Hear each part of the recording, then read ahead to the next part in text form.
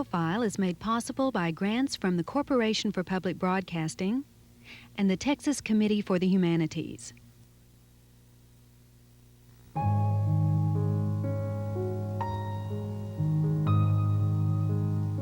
It always is crazy for survivors to talk about surviving. There's something almost callous about it. Success ever gave me as much pleasure as it gave most people.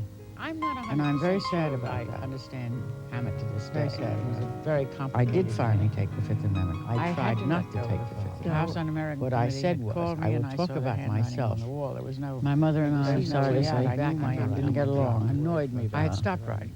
And by the time I realized I was not going to be any good, and I wasn't going to be bad. I've long ago stopped thinking about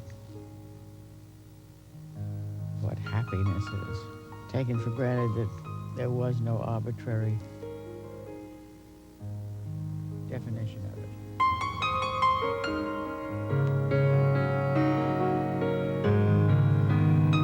Well, I have something to tell you, Miss Berger.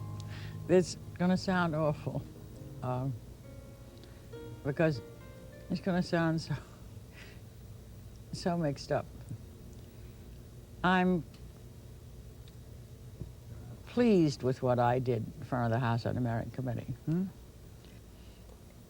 because it had good results, and it led other people to take the same position, which was the first time anybody had ever taken it. I am pleased with it, but I'm very regretful that I didn't take another one. I know that sounds crazy, because I know I've come out a kind of heroine for the position I did take. So it sounds as if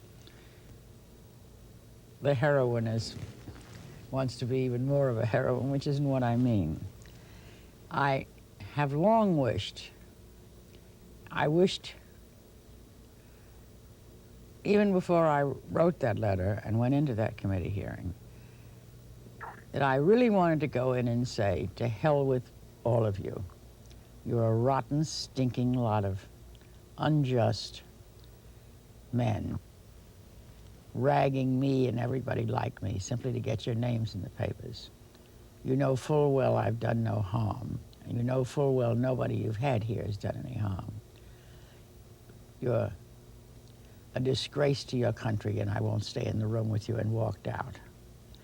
This is what I really would have liked to have done, and gone to jail for it. But I didn't have the nerve to do it. And there's no sense regretting it, because I simply didn't have the nerve to do it. I thought I was going to jail anyway, but, and everybody else thought I was going to jail too. Hammett certainly did. He used to spend his entire time trying to persuade me not to write that letter that I wrote. He knew I was terrified of rats, as everybody born in New Orleans, Louisiana, was in my day. But I have a particular horror of rats. So he used to describe to me rats in jail every single night of his life. I got a little talk about rats in jail, and how I was going to. He also knows that I had a neurotic. I have it to this minute, a neurotic horror of being pushed or shoved in a crowd or any other place. So he used to describe to me how I was going to be shoved in jail, and how I was going to turn on somebody, and that night I was going to be dead. I'd get this lecture every night. Did you feel that you wanted to take that stand at the time, or do you feel it now that you wish you had taken that stand? It crossed my mind, and let me say it as honestly as I can. It crossed my mind that that's what I wanted to do. It never crossed my mind seriously that that's what I was going to do, because I was already scared enough of what I did. That's to say it as truthfully as I can say it. The young people, students, have embraced Scoundrel Time. They have been your great readers, and yet they don't seem to know very much about the so-called McCarthy years. What's your view of that era? How do you see those years? How do you remember them? Well, I'm not sure that I'm the best judge. I was so involved and in many ways punished, and living with a man who was so punished that, well, no, I'm begging the question now, because I think I would have seen them whether I was punished or not the same way.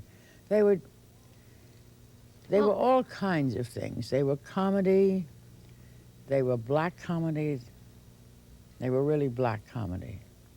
Have you ever read any of the testimonies or the questions or the testimonies of witnesses? Or one is torn between laughter and tears. It's so truly comic. People were confessing to sins they'd never done, making up lies of meetings they'd been in when there'd been no such meeting, asking God and the committee's pardon for nothing, for just going into a room and listening to some rather dull talk. That was one of the effects, and that to me was the saddest and most disgusting, as well as most comic. The effect was of a certain section of the country going crazy. Which section? Washington, the men involved in the committees that were involved were HUAC and the Senate Internal Security Committee, which was McCarthy committee. For their own reasons, the reasons being they could get their names in the papers every day by using more famous people than they were. And they were playing on, of course, the Cold War, the fear of our ex-ally Russia, and they were led by, and I think in many ways paid for by, in some cases paid for by, not in many ways, but in some, what was known as the China Lobby. The China Lobby was a group of men who were out to restore Chiang Kai-shek. Well, this was an era, just to reconstruct it a little bit, that in 1945, when the war ended, we read at least that the United States started demobilizing, cut down its troops, cut its defense budget. The Russians we're forgetting something. Forgive me for interrupting you here. We didn't so voluntarily demobilize as a demobilization was demanded, an absolute demand of the American people. And you say the Russians were devastated, as they were. And some kind of psychosis grew in this country when the Russians, in their own drive for some sort of self-protection, created a belt around the Soviet Union. Absolutely. And the fall of Czechoslovakia was one. Absolutely. And they're taking Poland and not being willing to give it up, and Finland, of course. We were very nervous characters, with certainly some justice, without question, that we were now facing a world we had never known before and had not expected. Whether some of that bargain had been made at Yalta, I suppose none of us will ever know. But we were facing a new world, and we had some of these men, the serious men, the ones among them, had some reason for fear of where the Soviet Union, once it recovered, would go.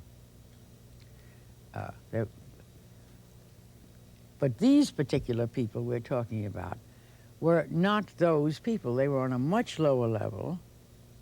they were not serious people. No, they were not only not serious people, they were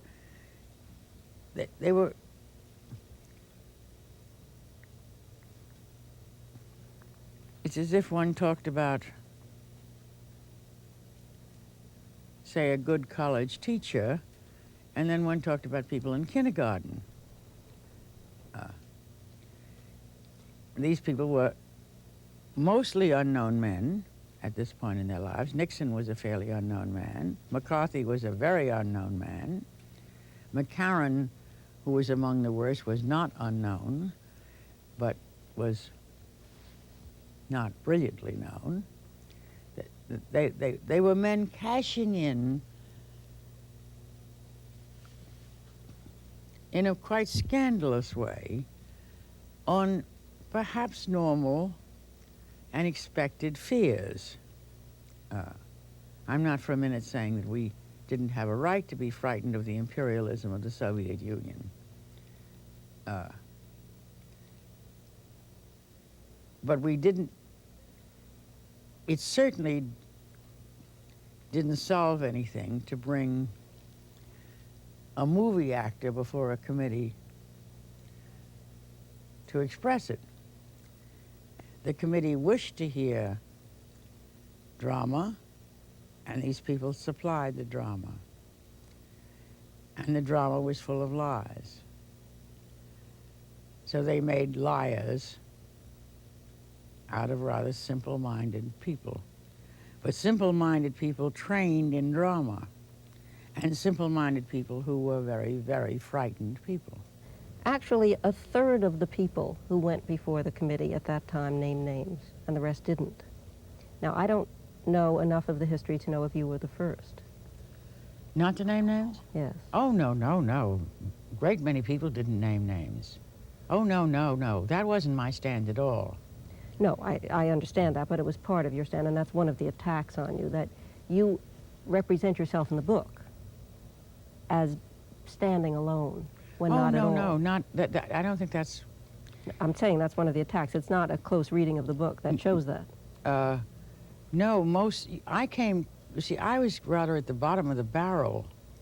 I wasn't called till 1952. They'd been at this game for a long time.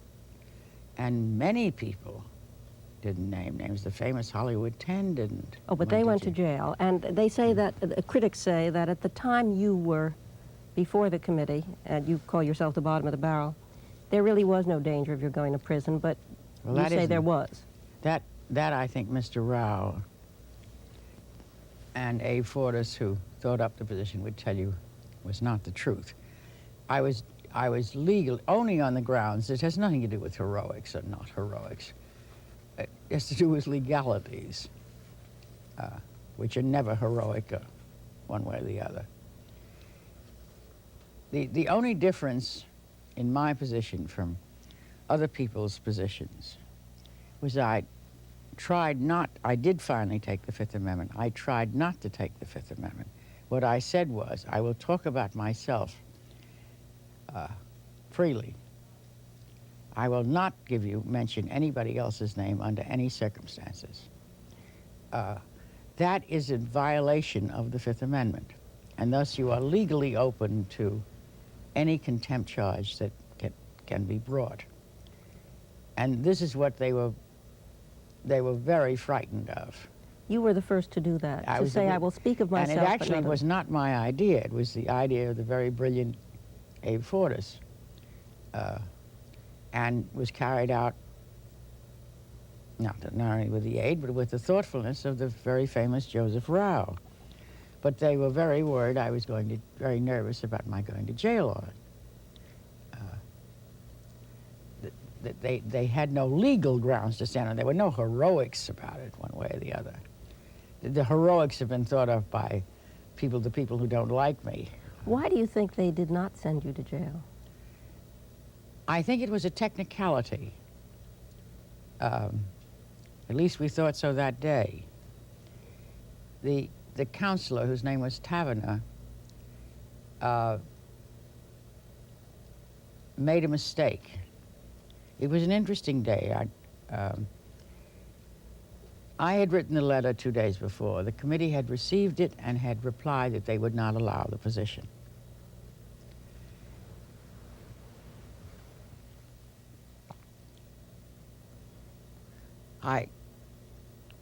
Thus, Mr. Rao very brilliantly had the letters mimeographed, I guess in those days, or Xeroxed. I don't think Xeroxed. Mimeographed, I think. And got a whole stack of them away. I didn't know why I did. They had not been very willing to advertise my appearance, the committee. So the room was almost empty except for 6 or 7 sort of middle-aged Southern ladies in the background who were obviously very anti-me. Then suddenly the room began to fill. I have no idea why to this day, and suddenly the press box began to fill. I haven't any idea how. Maybe Rao did it, I don't know. So they having refused to accept the letter, there was nothing for me to do except to take the Fifth Amendment. There was no place for me to go. Once in a while, I slipped on the Fifth Amendment and made Rao very nervous, because the Fifth Amendment made me so angry that I was violating it once. I violated it once. And he got very upset with me for doing it. Then Mr. Taverner, the counsel for the committee, said, "I would now like to read a letter that Mrs. Hellman has written the committee." And he read my offer out loud. Somebody in the press box, God bless his soul, I've written all this, said, "Thank God somebody's finally done it." At this point, Joe Rao sprang up and distributed all his copies. And Mr. Taverner said, "Sit down, Mr. Rao, sit down immediately." And Mr. Committee man, whoever it was, I've forgotten the head of the committee at that point, said, "You go on like this and we'll put you out of the room in a few minutes." And Rao said very pleasantly, "I don't think you can do that. You see, Mr. Taverner read the letter, and thus I have a right to hand it out. You cannot deny me that right. He's read it into it. He's read it to the record. The record stands. I have a right to the record. These gentlemen have a right to the letter." By this time, I think they were deeply nervous. They had made a legal mistake, and whoever in the press box had said it had swung the room. There was no question in my favor. The hearing was stopped within 3 minutes of the handing out of the letter. And then something happened that I do not legally know enough, nor do I remember well enough. One of the committee members said something, and Joe Rao said to his assistant, "You get Lillian out of here as fast as you can get out of the building. They cannot indict her this time. There's no way any longer for them to indict her. Just run out of the building now. Don't stop to talk to anybody. Don't let anybody question it. Just go over to the Mayflower Hotel and sit in the bar and wait for me." The assistant, I wasn't that old, but he was very young, took me by the hand. We ran from the building at the top speed. Must have looked like total fools running down about 4 blocks to the Mayflower bar. Some legality happened. There was no question of heroics, there were a question of legalities. You know, I'm reminded that in Scoundrel Time you say that what started in the McCarthy years ended up with Watergate. And I think of your train of thought, I believe, going through McCarthy, the wiping out of the China experts in the State Department, which was in part responsible for our going into Vietnam, the climate that created, which led to Watergate. Is that the way you saw it? The way I saw Watergate? Yes. Oh, absolutely. I think what happened, I don't wish to analyze Mr. Nixon, because I don't know enough to analyze him, but Mr. Nixon came into prominence in a period of total amorality, where you said anything that furthered your career. He said it about Helen Gahagan Douglas. He said it about anybody that came, Jerry Voorhees, anybody came into his, who fought him in any disagreed with him in any form. I don't think that changes in men. He learned that it paid off quite well. It didn't pay off very well for McCarthy, because McCarthy was a drunk and besotted and a mess and was going much too far. But if you kept your head, it's not unlike many other people, and you don't see villainy as villainy, and I genuinely believe that Nixon doesn't see villainy as villainy, that there are people without any moral sense who see only their part in this world, and therefore almost can't be blamed since it's been left out of them. Whatever you do is okay because it benefits you. Doesn't matter much what it is. The pious words come out because you know that the pious words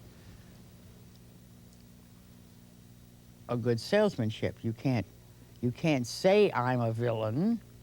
You have to say, because you don't think of yourself as one for one thing, and you can't say I've just decided to lie at 4 o'clock in the afternoon, to tell a total untruth. So you say the total untruth is absolutely necessary for the country. And I think you genuinely believe it is. Do you think these are people in which a part has been left out? From my viewpoint, a part of it is left out, but they've always been, they always will be. And they've been among the most successful people in the world always, I suppose. It must be quite comfortable to go through the world believing that you can do anything because you wish to do it. Well, I don't think you'd think that Mr. Nixon feels he's one of the most successful people in the world these days. Well, he was for a long time. This was one of those accidents. Well, one isn't saying they're always very bright, which is quite different. Sometimes they're dazzlingly brilliant. But nobody's saying Mr. Nixon's very bright. And there's a point at which, there's often a point, thank God for the safety of the rest of us, in which such people grow too confident. Thank God for the safety of the rest of us. Are you frightened of another McCarthy-type era growing out of perhaps inflation and the inability to take hold of the economy and the need for perhaps a leader? I don't think there could ever be another McCarthy time. There could be a worse time. I don't think McCarthy could be duplicated. It's too monumentally ridiculous now. One forgets that McCarthy could have only sprung at out of a certain war hysteria. And we're not in a war hysteria. I think something worse could happen, and I think Nixon was on the verge of it. This is what so scared me about the whole Nixon era. I helped to form a committee called the Committee for Public Justice 3 years before Watergate, just based on that fear that we were headed for much worse than McCarthyism. How do you define that much worse than McCarthyism? What is the Well, feeling? McCarthyism was bound, if you could live it out, to, God knows that doesn't excuse it from the harm it brought many lives and the ruination it made for many people, for thousands and thousands of people. But it was bound in the end to fail because it was too ridiculous, and he was desperate to carry it too far. And nothing like that, I think, can last too long in America. I mean, in the end, we have got some sense.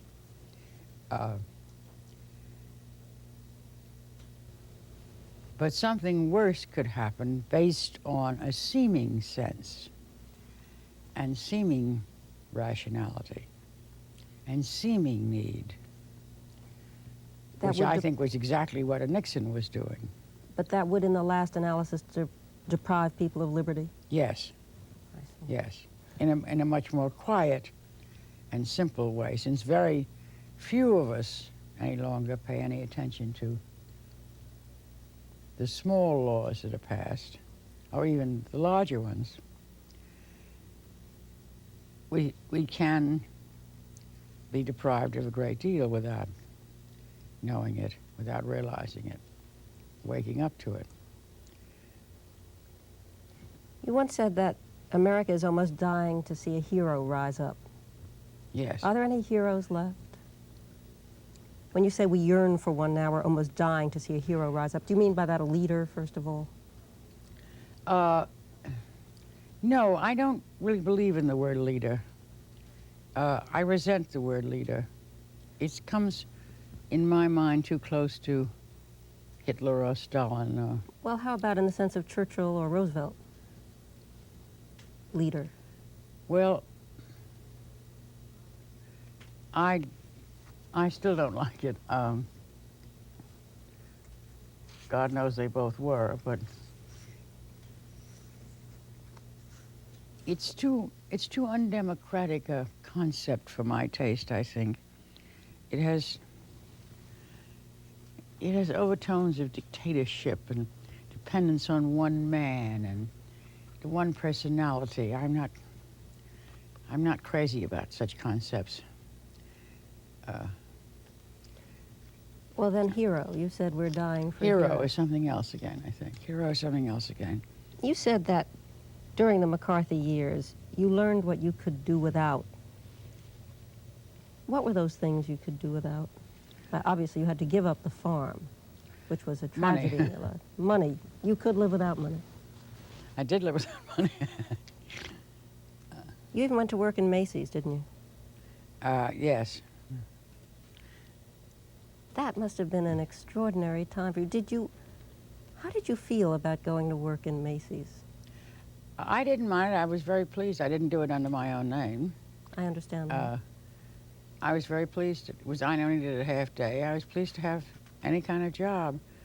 I didn't like the whole period, mind you. I hated coming down from having earned a lot of money to earning almost nothing, but I also found that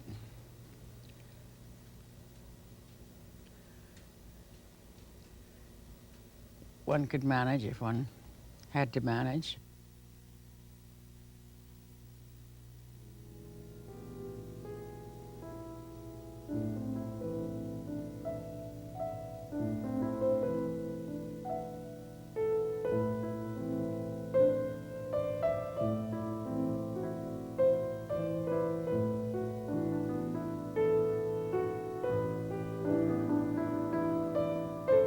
What Miss Hellman calls the scoundrel time was a turning point in her life. In our next profile, she will talk about the sale of Hardscrabble Farm and her life in the ensuing years.